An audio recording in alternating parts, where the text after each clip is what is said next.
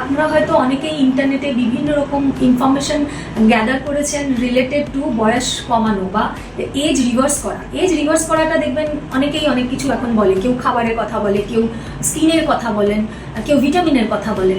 আমি আজকে আপনাদের একটা সাইন্টিফিক্যালি প্রুভড ওয়ে বলবো যেটাতে আপনি আপনার এজকে রিভার্স করতে পারেন।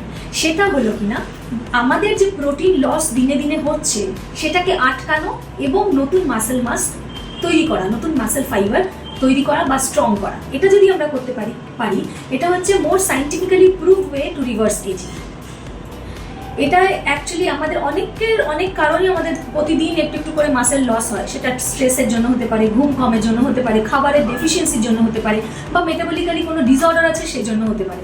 তো এগুলো থাকা সত্ত্বেও যদি আমরা কোনোরকমভাবে আমাদের নতুন মাসেল মাস করতে পারি এবং মাসেল লসটাকে আটকাতে পারি তাহলে কিন্তু এটা আমরা করতে পারবো।